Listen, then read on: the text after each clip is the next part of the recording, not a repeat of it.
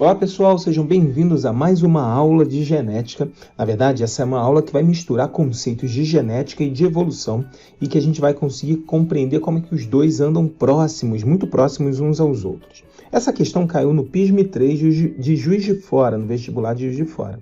Vamos lá.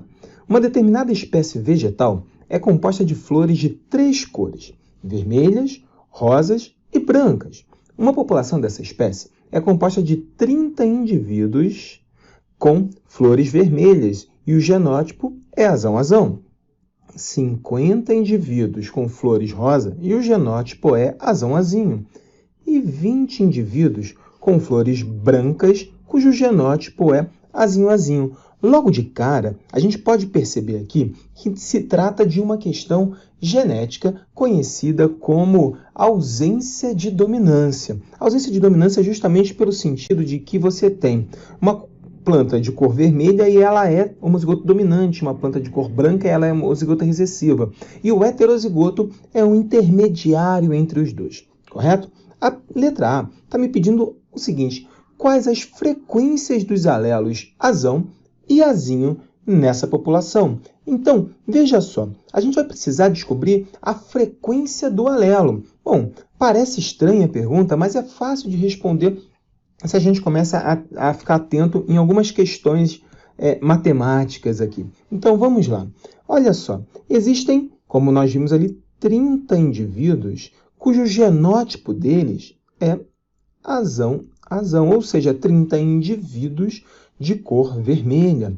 Existem 50 indivíduos cujo genótipo é heterozigoto, azão-azinho. E existem 20 indivíduos cujo genótipo é homozigoto recessivo. Bom, a gente precisa conhecer o número de alelos azão e o número de alelos azinho na população. Então, vamos tentar descobrir aqui. Nesse primeiro grupo de indivíduos, nós temos 60 alelos azão. Ora bolas, por que 60, Leandro? Você percebe que cada indivíduo tem 2 alelos azão. Se eu tenho 30 indivíduos, eu tenho 30 vezes 2, por isso 60 alelos. Azão. E agora vamos ver esse heterozigoto. Eu acho que vai ficar claro olhando também esse heterozigoto. 50 indivíduos, azão-azinho. Bom, se eu parar para pensar, eu terei aqui, olha, 50 alelos azão, correto, pessoal? E 50 alelos azinho. Por que isso? Porque justamente a gente está falando de um indivíduo diploide. Cada indivíduo tem 2 alelos para cada característica, para cada gene. E nesse caso, esse indivíduo ele é um heterozigoto. Então, 50 alelos são azão, 50 alelos azinho. E usando o mesmo raciocínio, o que nós temos aqui é que 20 indivíduos são azinho-azinho. Desta forma, você já deve ter notado que são 40 alelos azinho-azinho. Bom, nesse geral, o que eu acabo tendo? Eu acabo percebendo que se eu somar todos os alelos que existem aqui, eu vou perceber, não importa se são azão ou azinho, eu vou perceber que 60 mais 50 mais 50 mais 40 me darão 200 alelos. Então, eu tenho a quantidade de 200 alelos totais nessa população. Esses 200 alelos totais na população, eles vão acabar me dando o meu pool geral. E agora eu vou começar a calcular as frequências. Bom, frequência de azão vai ser igual. Frequência de azão é igual ao quê? Ao somatório de todos os alelos azão.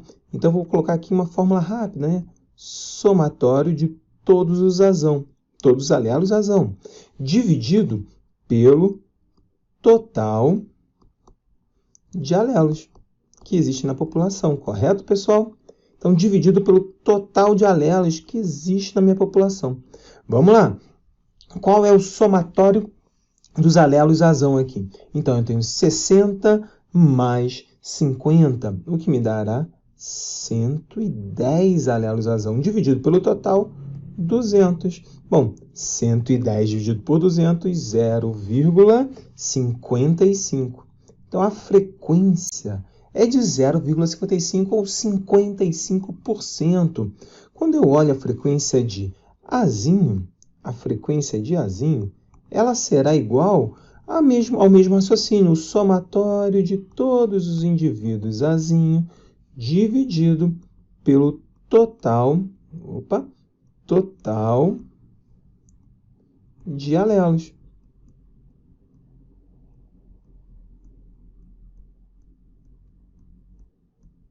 Bom, qual é o somatório de todos os indivíduos assim? 50 mais 40. Então, eu tenho 90 dividido pelo total de 200. Bom, 90 dividido por 200, 0,45. Perfeito, pessoal? Só para tirar uma prova real, saibam que a frequência geral de alelos ela é igual ao somatório da frequência do alelo azão mais da frequência do alelo azinho. Bom, frequência total tem que ser de 100%, né? Então, o somatório das duas, o somatório da frequência de azão com a frequência de azinho tem que ser igual a 1. 55 mais 45, você convém comigo que dá 1, ou seja, 100%. Então, essa é a nossa primeira questão. Bom, a segunda pergunta nessa questão é a seguinte. Se esta população se acasalar ao acaso, qual a frequência na descendência de indivíduos com genótipo azão-azinho? Bom, essa é uma questão bem interessante porque ela vai lá na raiz de um problema genético e evolutivo, que é uma questão de base que se discute o seguinte. Caso o ambiente se mantenha estável,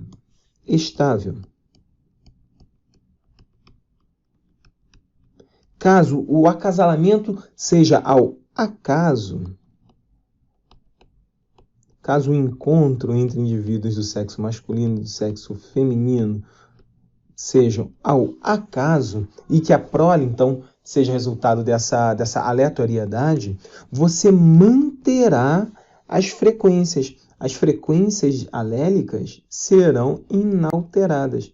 As frequências alélicas não se modificarão. Elas só vão se modificar se houver uma pressão.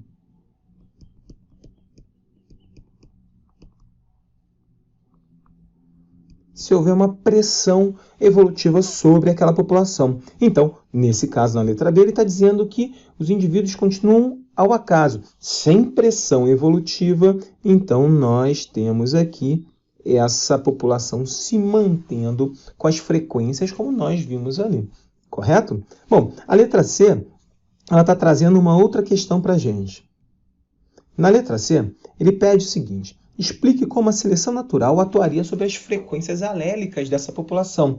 Bom, para conhecer como a seleção natural atuaria sobre as frequências alélicas, é muito importante que a gente conheça qual é a atuação da seleção natural propriamente dita. Então, dá uma olhadinha aqui. Bom, seleção natural é a seleção do indivíduo mais apto a sobreviver em determinado local. Então, vamos pensar aqui numa população hipotética de caramujos. Então, eu tenho aqui caramujos que são verdes. Eu tenho diversos caramujos nessa minha população. Verde é um exemplo. Então, vamos pensar ali como se eu estivesse falando do meu exemplo da própria questão. Eu tenho caramujos que são vermelhos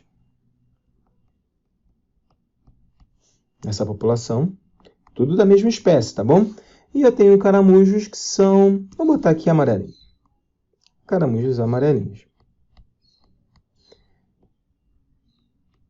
Bom, nessa população, esses caramujos verdes, vermelhos e amarelos convivem. Isso quer dizer o quê? Isso quer demonstrar uma coisa que toda a população possui, que é chamada de variabilidade. Então, aqui você está vendo a variabilidade que existe em população. Assim como você pode ver que em seres humanos existem pessoas mais altas, mais baixas, mais fortes, menos fortes, pessoas com maior deposição de melanina na sua pele, pessoas com menor deposição de melanina. Então, aqui você está percebendo uma população natural. Bem, sobre essa população natural, eu posso dizer para vocês, por exemplo, que a frequência alélica, os alelos desses indivíduos são mais ou menos o seguinte. Todo indivíduo verdinho é azão. Todo indivíduo vermelhinho é azinho. E indivíduos amarelinhos, laranja, sei lá, eles são heterozigotos, azinho. Perfeito? Supondo que esse ambiente comece a atuar sobre a população. Então, o ambiente vai fazer às vezes de seleção natural, né? Então, ele vai criar uma pressão sobre a população. E que pressão vai ser essa? Bom, a gente pode pensar aqui nos mais diferentes tipos de pressão. Eu posso pensar aqui, por exemplo, que, a temperatura, questões ambientais mudaram. Temperatura, insolação, disponibilidade de água. Ou então, eu posso pensar que questões internas, né, questões bioquímicas foram alteradas. De repente, um patógeno entrou nesses indivíduos aqui e começou a gerar alterações. Bom, não me importa se são questões ambientais, questões de mudança ambiental maior ou questões de mudança ambiental menor, como eu estou falando, por exemplo, dentro do corpo desses indivíduos. O que importa é que, nesse meu exemplo, eu tenho a morte de indivíduos que tenham azinhos, alelos azinhos. Ou melhor, quem tem alelo azinho é menos apto a sobreviver.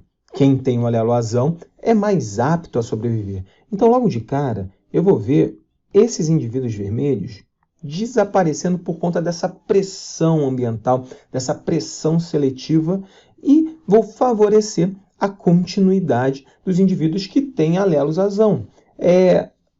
Vou levar à morte de um indivíduo que tem, por exemplo, um alelo azinho e tem apenas um alelo azão. Esses indivíduos eles podem ter um pouquinho menor de aptidão para sobrevivência, mas alguns conseguem continuar. Então, se você perceber aqui, com o passar do tempo, o que vai acontecer com a população? A população, inicialmente, que tinha uma frequência alélica de azão, uma frequência alélica de azinho X, ela vai sofrer mudanças, porque indivíduos verdes vão se tornar cada vez mais frequentes na minha população. Já visto que eles são mais resistentes à pressão suscetível, são mais adaptados à pressão ambiental que se pôs aqui.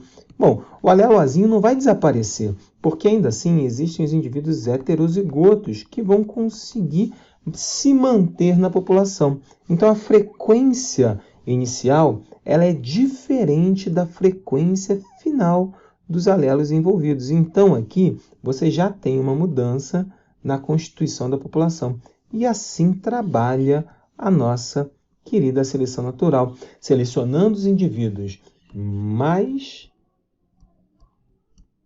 aptos a sobreviver e deixando os menos aptos para trás. Correto? Então, dessa forma, a gente consegue corrigir a questão anterior. A questão anterior, ela fala de como é que se tornaria, como é que seria essa frequência após a ação da seleção natural. Certamente seria diferente, favorecendo os alelos mais resistentes à população. Bom, espero que você tenha entendido essa questão, que é uma questão bem interessante, bastante complexa, que envolve dois assuntos importantes aqui para a biologia. Um grande abraço, até o nosso próximo encontro. Tchau, tchau.